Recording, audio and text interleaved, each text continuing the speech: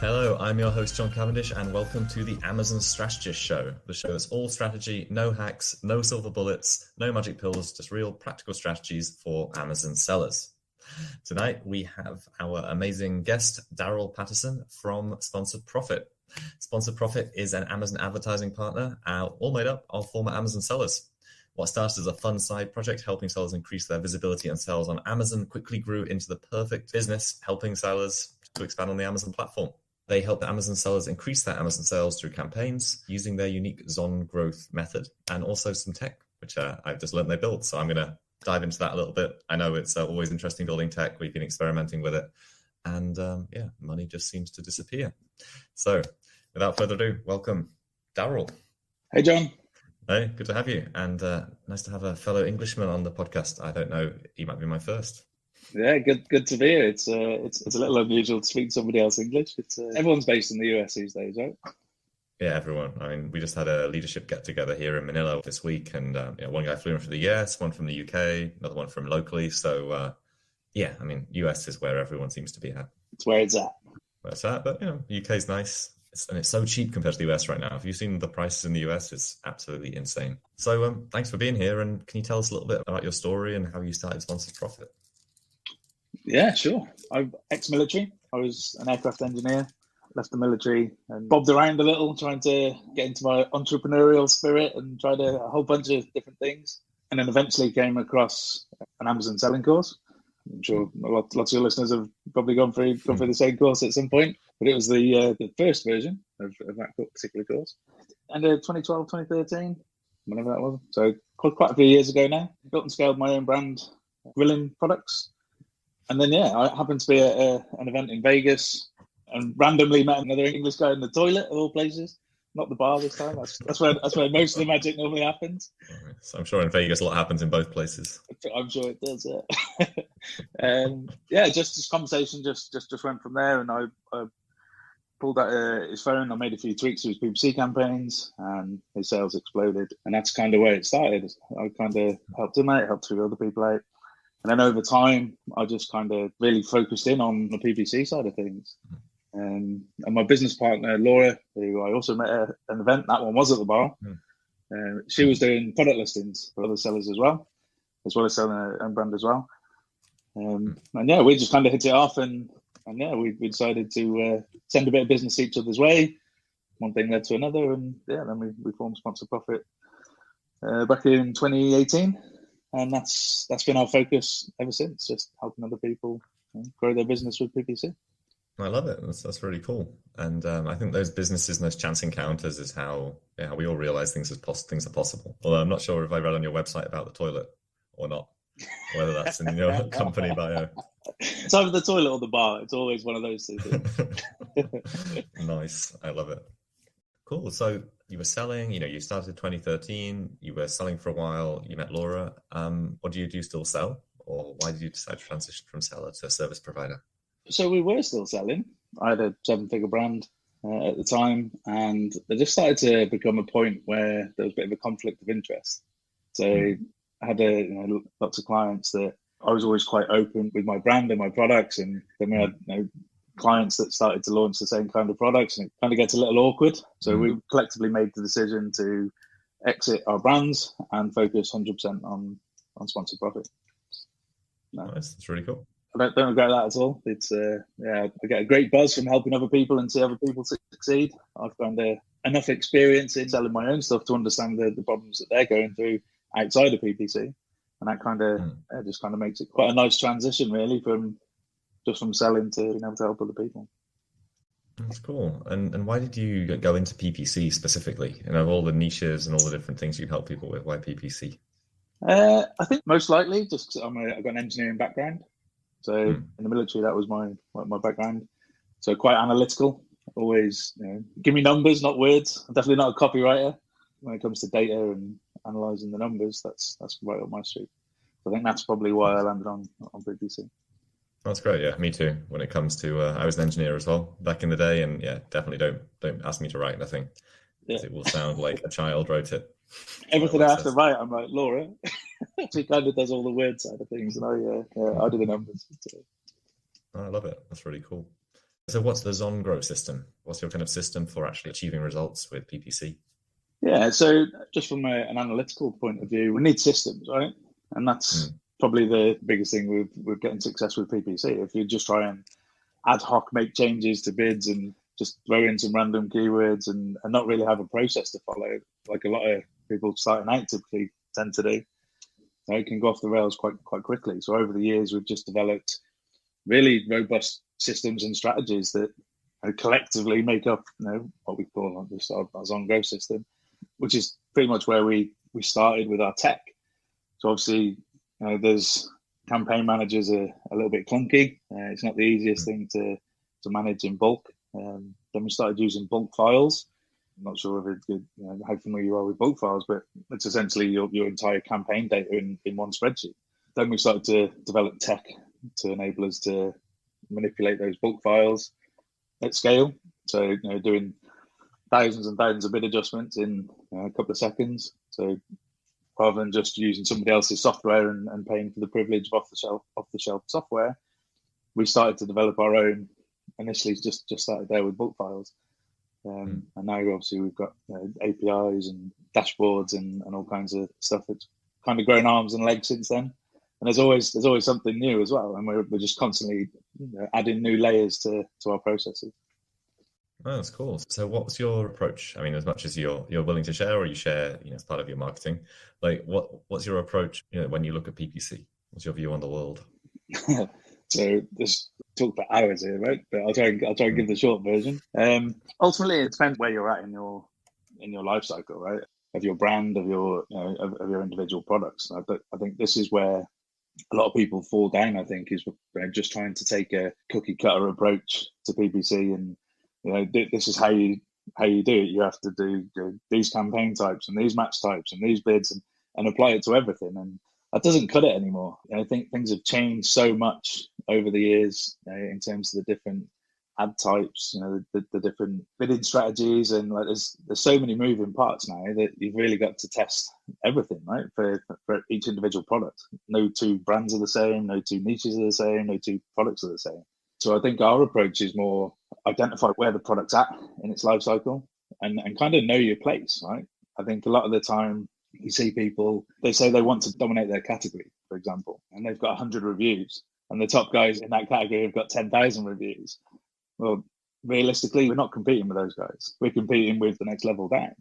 And that means it's a very different approach. Because if we try and compete with the category leaders, at that point, we're just going to waste a whole ton of money. So that's kind of the first thing, identifying where you're at in the life cycle and in your marketplace.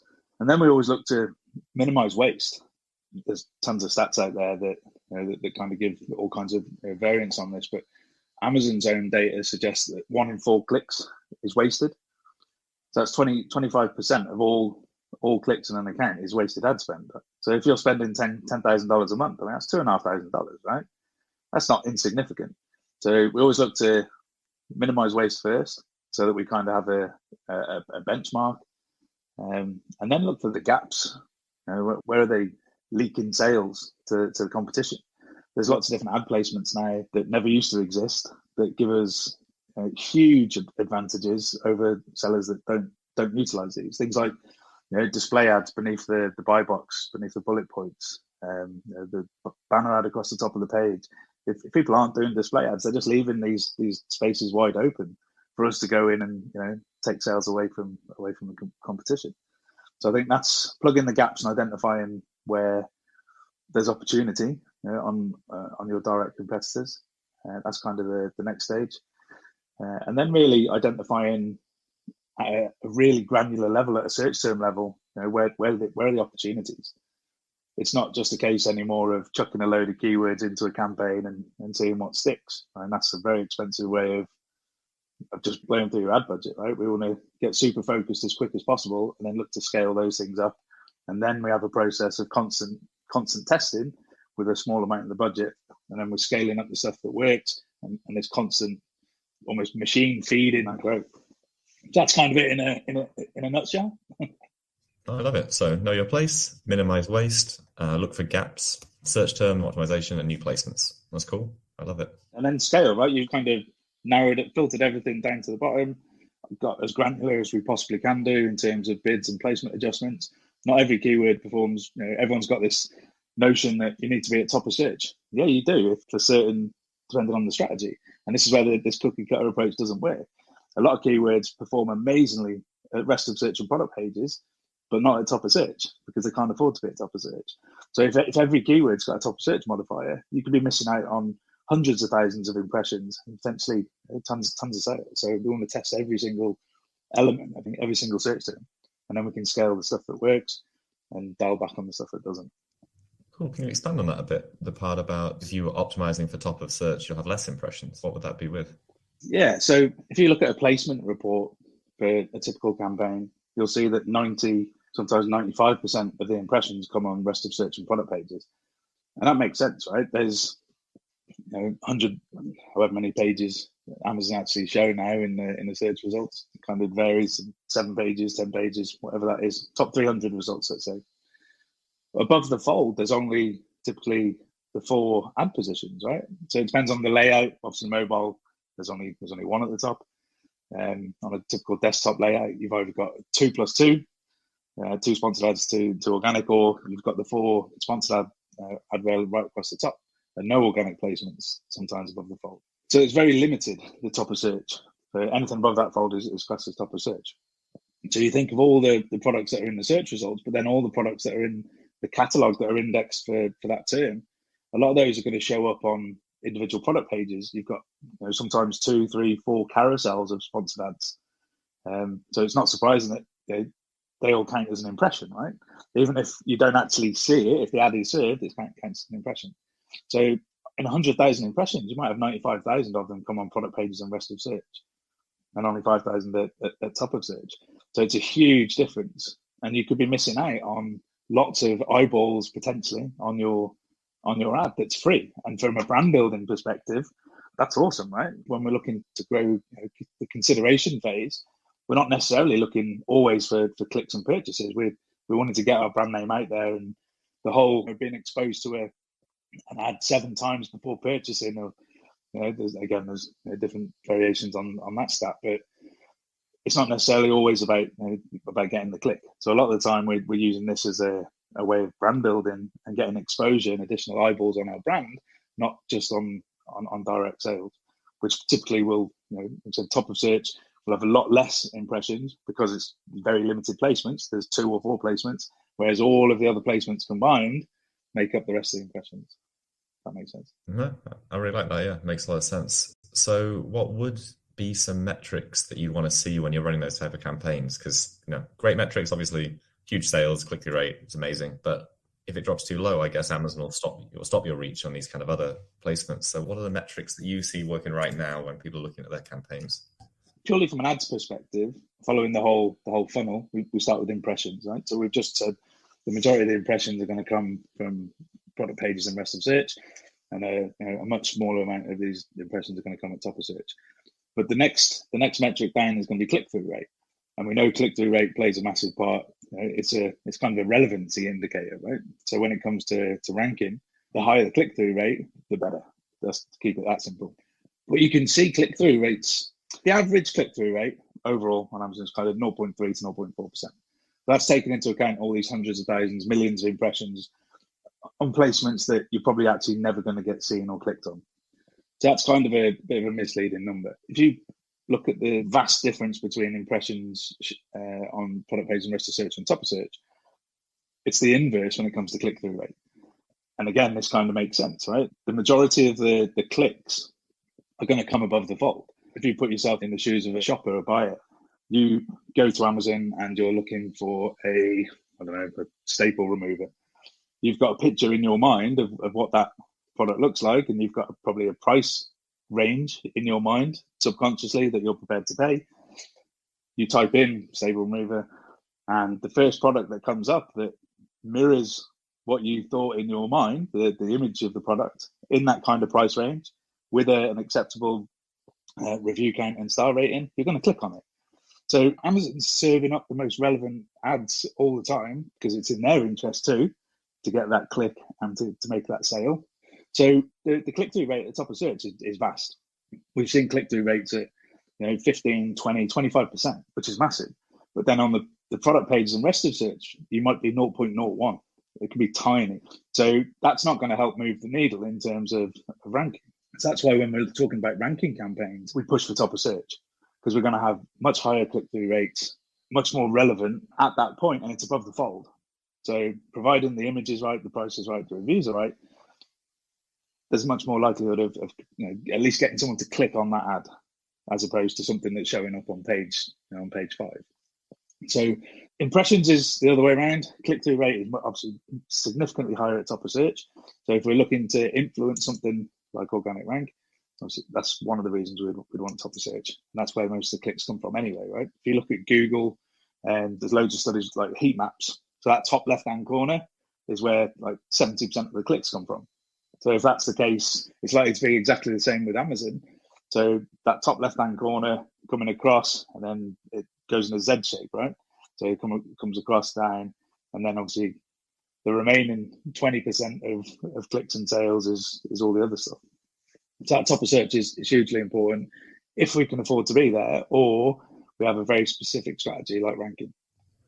Yeah, cool. So that actually kind of leads to a follow-up about ranking, I guess, and that kind of strategy, which is what metrics do you follow for that? Because 20% click-through rate's amazing, but if it's $2.50 a click and it's $12.50 a sale, I mean, you've got to have a over $30 product, I'd imagine, for it to even make sense to run, profitably, which probably isn't going to happen, and probably not going to get $2.50 clicks either, I guess, maybe. Yeah, it totally depends on the niche, obviously, but it's not uncommon these days to see $6, $7, $8 clicks at top of search, which, like you said, is fine if you've got a $100 product, but for the average kind of selling point of $30 to $50, it starts to get tough. But this is where the next most important metric comes in, and that's conversion rate. And I think this is probably one of the most overlooked, neglected pieces of the puzzle when it comes to PPC. Everyone kind of puts PPC in a silo and thinks it's just bids and placements, but in reality, the biggest lever we can pull to improve our PPC performance is conversion rate. And I think the latest and greatest update that Amazon's give us in the search query performance dashboard in brand analytics is a game changer. And I think this is a huge opportunity. For anyone who doesn't know what that is, it's basically Amazon will give you the top 1,000 search terms for your brand, and they'll give you the top 100 for each individual ASIN. So even if you sell variations, you can really drill down at a granular level. And these are the top 100 search terms per ASIN. This is first party data as well, right? This isn't pulling from an outside tool. This is first party data, and it's the first time that they give us combined paid and organic data. So now we've got search term data from organic placements, which we've never had, right? It's always been, we've had to use the PPC data and kind of make the assumption that it's going to perform the same organically as paid. Well, now we've got this combined data, which is phenomenal. And what's really cool about this new dashboard is, well, it'll be even cooler when they give us the ability to export it rather than having to scrape it. But that's coming. They're on that. They've said it's coming. But you can see the whole funnel, right? So they give us impressions, they give us clicks, they give us add to carts, and they give us purchases, which is phenomenal because they give you the category figures and your figures. So what that enables us to do is identify these search terms that have got decent search volume, that have got a decent volume of sales in the category, and really drill down and identify which search terms we convert higher than the category average.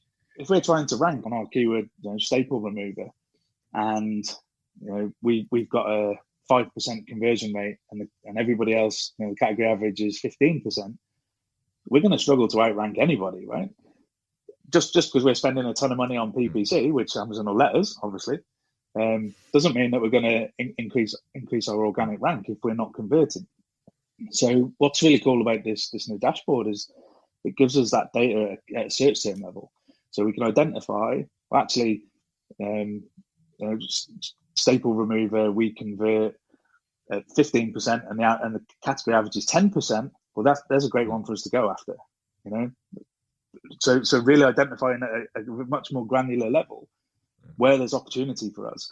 where we know with some degree of confidence that it's worth investing in that search term, in that keyword, and really trying to push through PPC. Update our product listing to make sure we're including that phrase in our title, and then crank up the ads rather than going after just the keyword because it's got the highest search volume on a tool that we don't convert particularly well for. It's probably the biggest, most exciting release in my eyes this year on Amazon totally is this search query dashboard, because it gives us this granular level of insight at the search term level and where we benchmark against our competition. That's huge. Oh, I love that. That's super cool. And I think everyone who's listening and watching should take that away, which is to go to your brand dashboard, look at the search term conversion info, and actually compare that against your PPC. Yeah, and it's quite easy to do as well, right? Because if you just take the category total clicks and the category total orders, that gives you the click to order ratio or conversion rate. And then do the same for your brand, which is just the next column over, and then figure out which ones you convert higher than the category average. That's where you should focus your efforts with your PPC. Perfect. Awesome. Yeah, so is there anything else that the audience should take away about running their PPC, apart from reaching out to you to run it for them? Yes, loads. Probably the biggest thing for me is conversion. Conversion. Focus on your product listings. Always be testing. I think we've had a lot of partners come to us recently. They're doing great. They're doing some great numbers, but they haven't changed their product listing since they created it 3-4 years ago. Amazon's changing fast, right? I think we had noted 122 changes to the advertising platform just in the last year, which is crazy, right? More than 2 a week. It's just relentless. Amazon's changing all these things because they want us to succeed, right? I know Amazon PPC is often seen as the big bad wolf, and it's the villain, and everyone's always looking at ways to do things to spend less on PPC. But at the end of the day, Amazon's given us all these updates and all these great new tools and stuff because they want us to do well. They want us to sell more. Because if we make more money, they make more money. It's win-win for everybody, right? So I think where that's had a real significant impact on the average seller is all these new things and all the number of sellers jumping on the platform, particularly during COVID and stuff. There was lots of mum and pop stores, bricks and mortar stores that had to close their doors. So lots of businesses jumped onto Amazon during that time. So there is more competition. There is much more demand for that real estate, which has just pushed the cost per clicks up significantly. So to counter that, we can't change the fact that cost per clicks have gone up significantly, right? It just is. But to counter that, we can increase conversion rates and totally eliminate that increase in cost per click, right? So if you've got a 10% conversion rate and you can get that up to 15%, you just increase your sales by 50% for no extra spend. And I think that's huge. To increase your sales by 50% with PPC, if we were spending the same 10 grand, we might need to spend another 5 grand to increase our sales by 50%. Whereas if we focus on our listing, what are the real pain points that our product solves, and really make the listing, the images, the copy, the A+ content, the videos really speak to those pain points, you can significantly increase your conversion rates. Like I said, the experiments.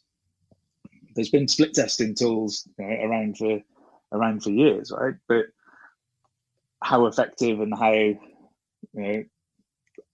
accurate they were is sometimes questionable. But now again, we've got this first party data, and Amazon's set up these experiments for us, and now we can split test the title, the images, the bullet points, the A+ content, the entire product listing can be split tested.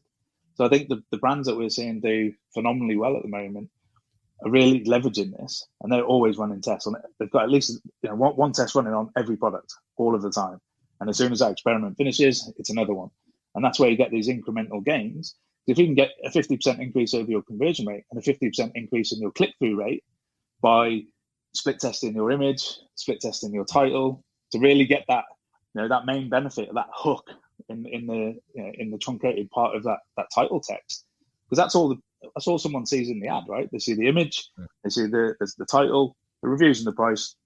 Yes, you can use coupons and stuff to to increase click-through rate, which is another tip that works really well. And standing out, right? It's all about differentiation. So we can look at a search results page, and if everything looks the same, you just kind of blend into the background. So what can you do to stand out? And if everybody is pointing, it can just be an angle change or a color change, or it doesn't have to be. You don't have to totally redesign the product.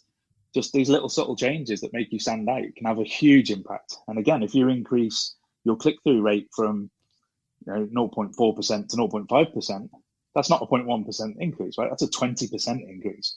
So you've got 20% more clicks for the same impressions. So if you really focus on those two things, getting your click-through rate as high as possible. And when I say there's always been this bit of an assumption about improving click-through rate, the best way to do that is to get rid of the keywords that have a low click-through rate. Well, yeah, it does at the account level, but it doesn't change anything at the keyword level for the other keywords, right? I'm talking about increasing your individual click-through rate at keyword level by by split testing those images, by split testing those titles.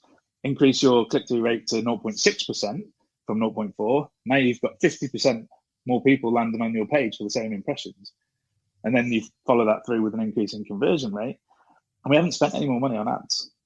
So now our 10 grand that we're spending on ads is now generating us an extra 40,000 in sales. Whereas if we're only to scale up the ads, we're having to spend proportionately more to get that same result. So yeah, focusing on conversion is probably my biggest advice right now to have the biggest impact on PPC. Focus on your product listing. Yeah, I love it. And how do you test? And do you use any software for split testing? What's your number one piece of software for that? Just using Amazon experiments. They've given us the ability to do it right there in Seller Central. You set the parameters, you set your 2 split tests, do different versions of the title, and they'll serve them, and they'll track it each week, and tell you exactly the difference it's making. And then if you're 80% more likely that version B is going to be better, then that's a pretty safe bet, right? Yeah, super safe bet. Well, that's really cool. I love it. So who should reach out to you? We're going to go. We're not ending the episode. We're going to go into the game show bit in a bit, but because we're on PPC, like, who can you help the best? So we found over the years working with a whole range of sellers, from brand new sellers to 8-figure sellers, we've kind of found that our sweet spot is kind of brands that get to 100 to 250k a month, and then they kind of plateau, and that's really common because what got you there, won't get you to the next level. It is a very different approach, and that's kind of where we found that we get the best results for our partners is kind of that, like I said, 100 to 250k, and we're able to help them scale, and that's the scaling's a very different challenge to launching, right? And getting things moving and getting momentum. Like I said, scale is much more about systems and processes rather than the little nuances of keyword ranking and stuff like we've just been talking about. That stuff kind of has to be done at the outset, right? But then once you get to kind of that level, how do you take it to 300, 400, 500k a month? And that's kind of where we specialize. Yeah. I love it. Yeah, I mean, same thing for running any business, isn't it? As we at Seller Candy, we scaled very quickly to start with, and that was all sales and delivery. And then as you pass a load of people, like, oh no, we need middle management and people and operationally competent people, which is a whole different skill set. Yeah, it needs change drastically, don't they? As you go through these different stages of business. Yeah. So I totally identify with that. So, are you willing to help us, Darryl, in our competition? Yes, let's do it.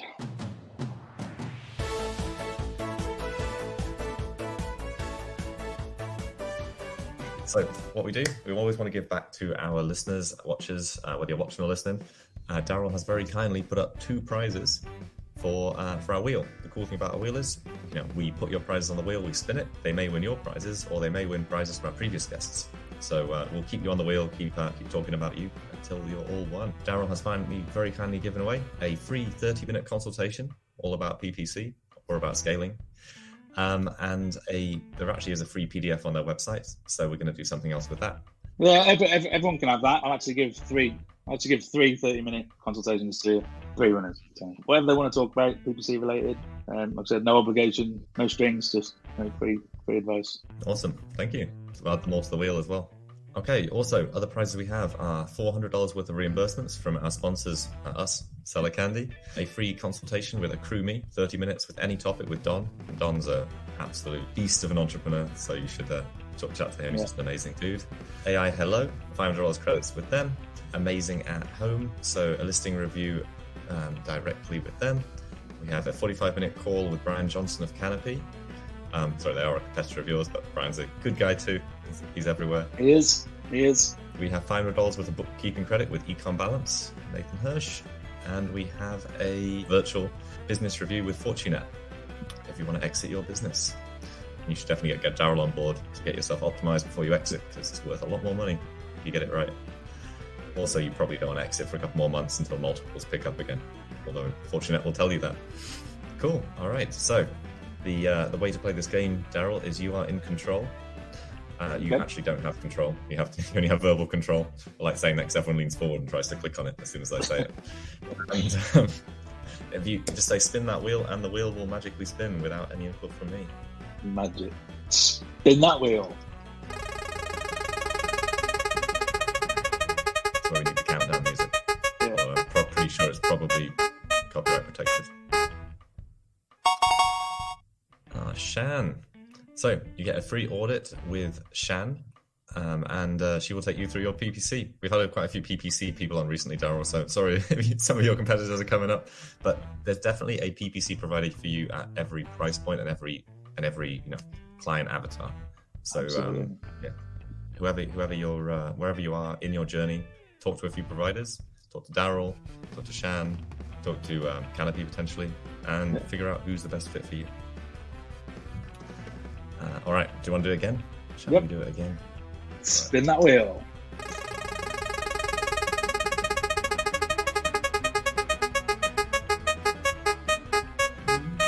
Oh, wow. And it wasn't even a setup. Sponsor profit. Oh, you get the PDF. Oh, I think we should change that to the consultation directly with Daryl. So we will be introducing someone to you next week. Awesome. Once this goes live. So first referral will come across straight away. And shall we do one more, Viv and Daryl? Yes. Spin that wheel.